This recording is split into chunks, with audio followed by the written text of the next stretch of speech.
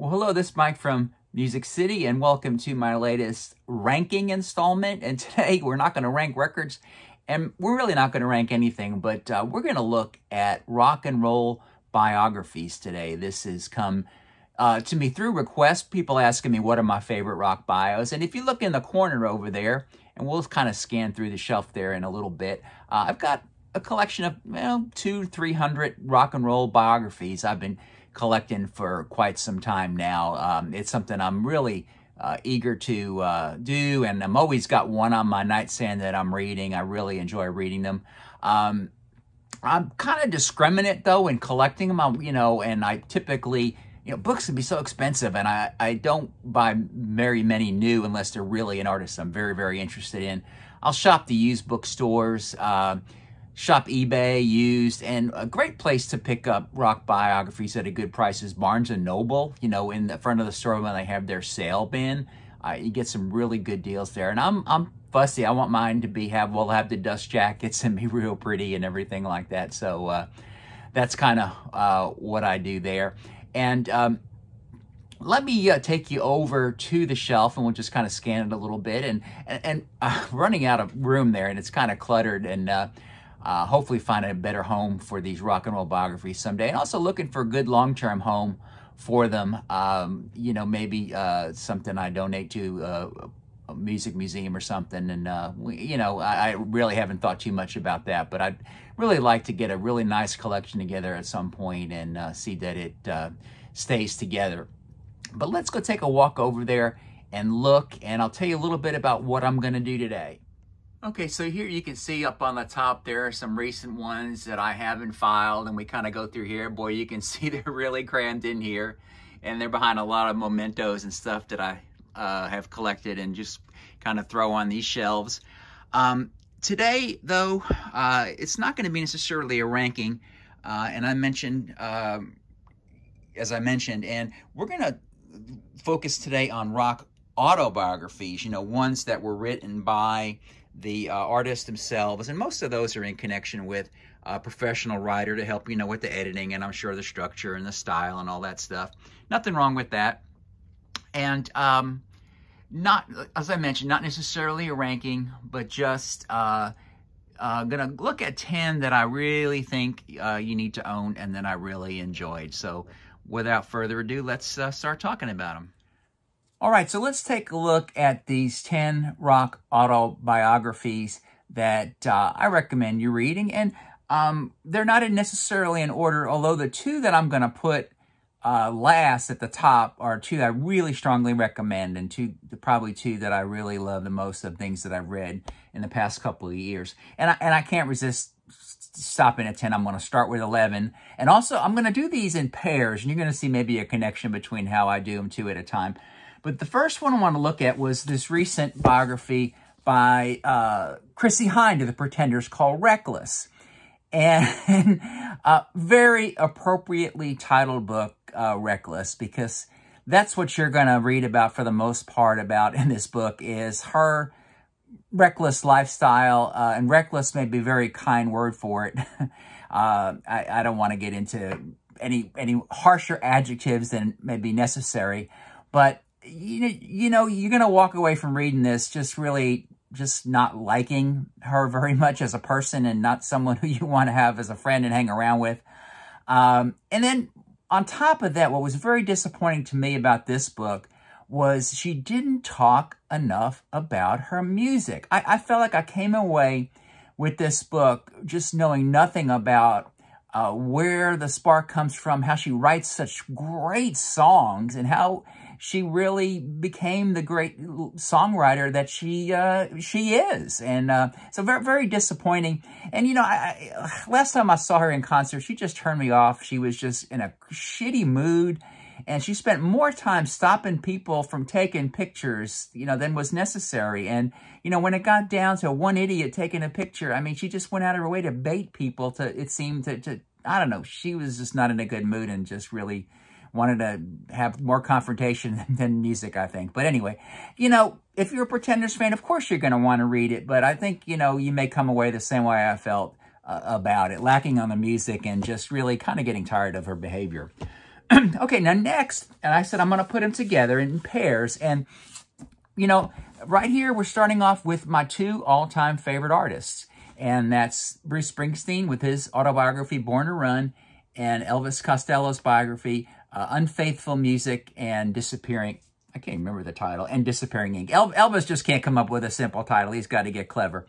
And, you know, very highly anticipated, both books for me.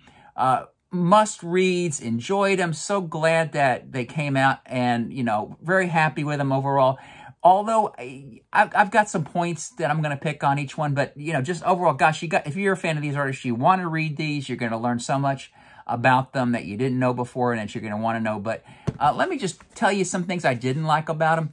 Now, to me, obviously the most fascinating part of Elvis's career was back in the late 70s when he was just setting the world on fire and he was a character and, you know, just a lot of great things were happening. And, you know, and I kind of saw a lot of shows back then. And honestly, I just wanted to know more about those days. Elvis, you underwrote about the most, in my opinion, most significant period of your career. And then the other thing, I felt when we got near the end in the last, you know, maybe the last third of the book, yeah, we know you did a lot of collaborations, and that's been a fascinating part of your career, but I just felt that he went through them so quickly, so fast, covered them so briefly. It was more like he was just kind of making sure he named everybody he ever worked with, you know, from Alan Toussaint to Chet Baker to whatever. And I just kind of got a little tired of that. Now, one thing, too, that I did with Elvis, and I don't know how many of these books are, but I don't know if you do this thing, but I did listen to it, you know, and Elvis does read the audiobook. I'm not big on audiobooks. I much rather read. But again, you know, I don't know how many of these have audiobooks, and especially when they're done by the artist, that is quite cool.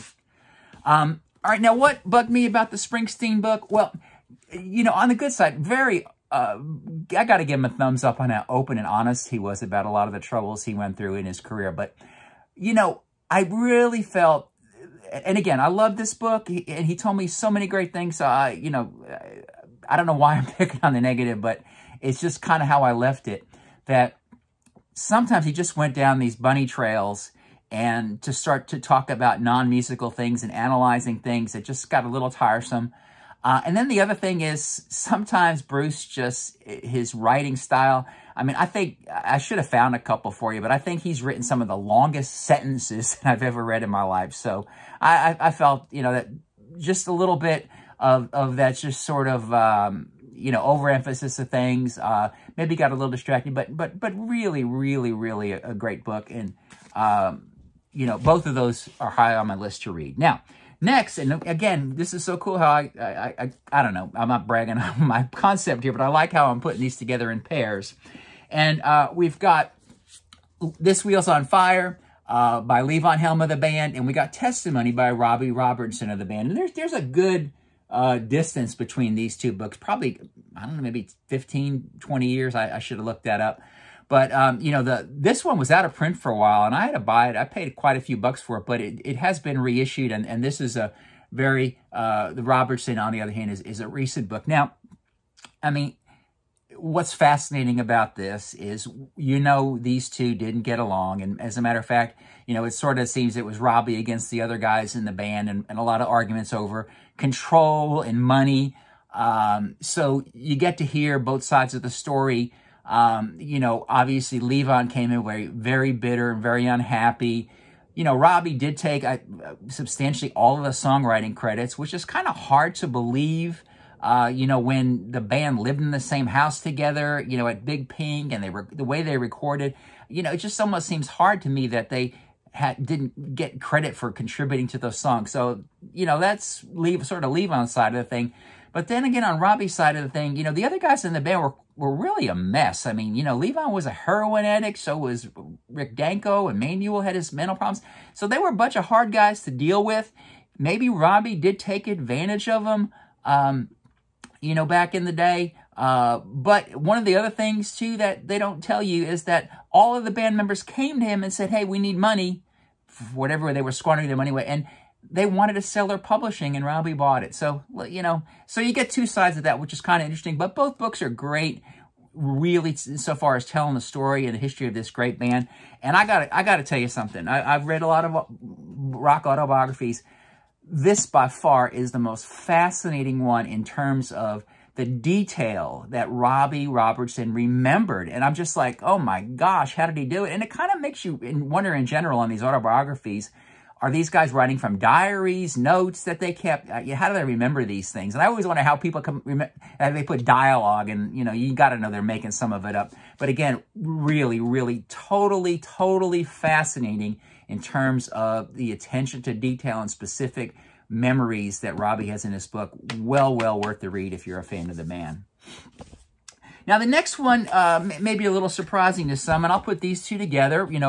British rockers of sort of the same, kind of close in the same era, Eric Clapton and Phil Collins' Not Dead Yet.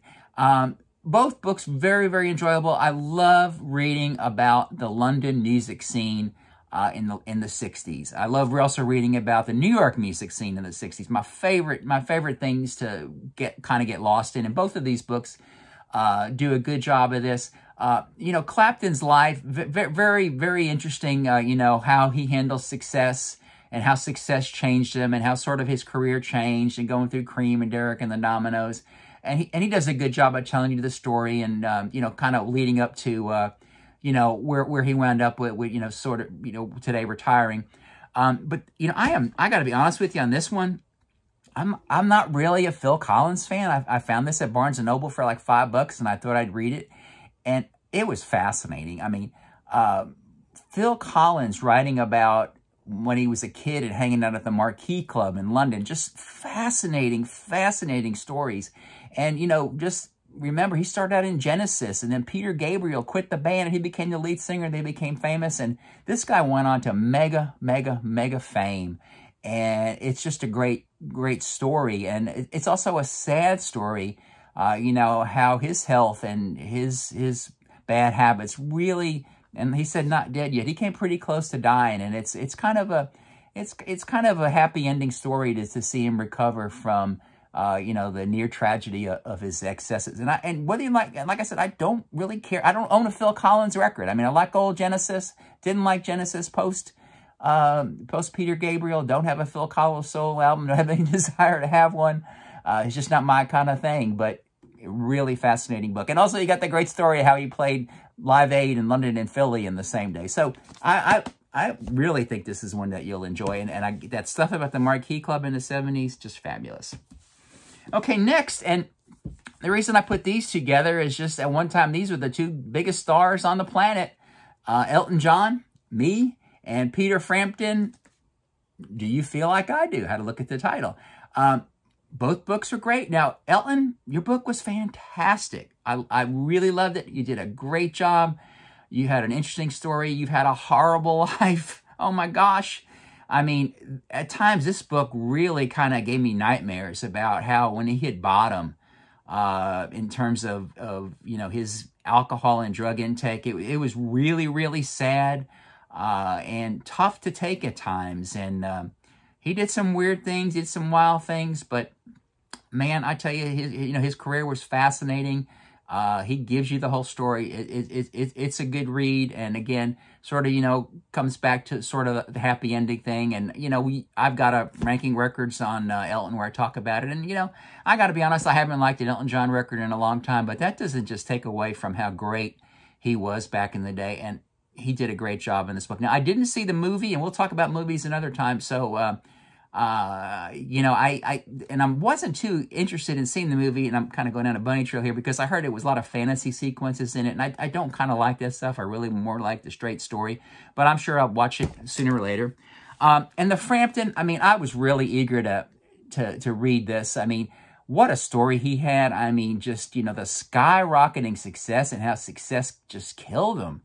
And he talks about the dumb stuff he did after the success and, and some of it, he gets defensive, like it wasn't his idea to take the shirt off for the album cover. And, yeah, he probably shouldn't have done the Sgt. Pepper's movie. But again, another one going back to those early days of the London music scene. I mean, they called him the Face back then when he was the good looking guy in The Herd and then in Humble Pie. So you got some really, really good stuff in here. And this goes really current, you know, up into where he retired because, you know, of his health. And I'm forgetting now, but I want to say it's something to do with his hands where he can't play the guitar well. And my only disappointment with this book was, you know, Peter lived in Nashville here for quite some time. And I wanted to hear more about, I wanted to hear just some little anecdotes about being in Nashville, and we really didn't get too many of those. But again, highly recommend this one as well, too. All right, now, the top two, and these are two books that may not be artists that are high on your list. They're certainly not the most famous artists in the world, but these are probably the two best autobiographies have I ever read. But I read them both in the last couple of years, and I absolutely loved them both. And one of them was recommended by a friend, Mike Grimes, owner of Grimey's Record Store, and that was this one here called The Speed of Sound by Thomas Dolby. And the other one is one, of course, I'm going to buy because they're probably my favorite all-time band, Squeeze, and that's Chris Difford's Some Fantastic Place. Now, let's talk about the Thomas Dolby book. Now, like I said, Grimey recommended this, and I don't have a Thomas Dolby record. I only know he's the guy that did Blinded by Science. But this book is absolutely fascinating. It starts off with a lot of detail on him being a music fan in the late 70s in London, going to see a lot of the bands that I love. And the stories are great. I mean, he saw Elvis Costello back at the Nashville Rooms, you know, in London in the late 70s, which was, you know, where he did the first couple of shows. I think he might have even been at the first show, and a lot of stories like that. Then he talks about, you know, how he, you know, got to do, you know, Blinded by Science. And the other thing that I almost forgot before I started reading this book was that he produced one of my all-time favorite records. He produced the Steve McQueen album for Prefab Sprout. In the U.S., it's called Two Wheels Good. But that was remarkable. He probably wish he would have talked a little bit more about that. But then, you know, he played in Bowie's band for a while. He was actually on stage with Bowie at Live Aid. So you got this kind of neat musical stuff, but then it does a total 180. And I don't know if you knew this about Thomas Dolby, but he became a CEO of a high-tech startup in California, and was you know, I don't want to tell too much of it, but he invented something, and, you know, was a CEO and got involved with the venture capitalists and the IPOs and all that kind of stuff. And very, very fascinating story about what the whole high-tech, you know, stuff was about in the 90s. So really, really good book. I got the hardcover really cheap on Amazon. Read this. You'll like it. It's a great book. And that just brings us up to Chris Difford's book. You know, I'm a huge Squeeze fan. I have had the pleasure of meeting Chris Difford several times. Oddly enough, I went to see Elvis Costello do the Juliet Letters show in London back, I can't remember my years now. Was it 80, I don't know, 90 something? I don't know when it was. I'm so sorry. And we sat next to each other. So we got to talk, and what a nice guy. And I met him at some Squeeze signings. I met him backstage at an Elvis show a few years later. Just a really nice guy. And I tell you something, that's the one thing that made me love this book so much, is that you read this book, you want to be his friend. He comes across as being such a warm, loving, nice guy, in addition to being one of our generation's greatest songwriters, you know, in his partnership with Glenn Tilbrook and Squeeze. And then there's just so many fascinating things about his life. He does a great job of talking about the Squeeze story, which you're going to want to know. But he's got all these amazing things in his life now. And he had his downside, too. He had his alcohol issues, too. And he's very candid about all that. And you kind of root for him, and it's happy to see him when he wins. But through that, he became very close friends with Elton John. So there's a lot about that in there. And also, his neighbor at one time was Paul McCartney. So there's stories about having dinner over at Paul's house, which is just fascinating. And then the other thing is he was kind of in between a strange career phase one time, not sure what he wanted to do. And he actually became Brian Ferry's manager. Yeah, so you'll love the time when he talks about being Brian Ferry's manager, and the time that Brian actually wondered if it would be good if Chris dressed in a chauffeur's uniform because he was driving him around. So hysterical. But again, probably one of the all-time one of my favorite bios that I've read. I think you need to check this one out. So hey, that was kind of fun, and that was 10 autobiographies that I really think you need to read.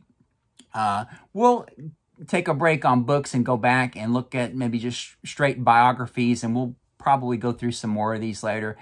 People have asked me to talk about music video, DVDs and things like that. We may do some of that too. But hey, thanks for listening. I really enjoy doing this. And please hit that subscribe button. Doesn't cost you anything. I'm up to 771 or 2 or something like that. Getting close to the 1,000 goal for this year. And hit the like, hit the share with your friends. Check out all the other stuff. We got tons of other stuff on the Music City Mike YouTube channel. And thanks for listening. This was kind of fun to do. I hope you enjoyed it. Bye now.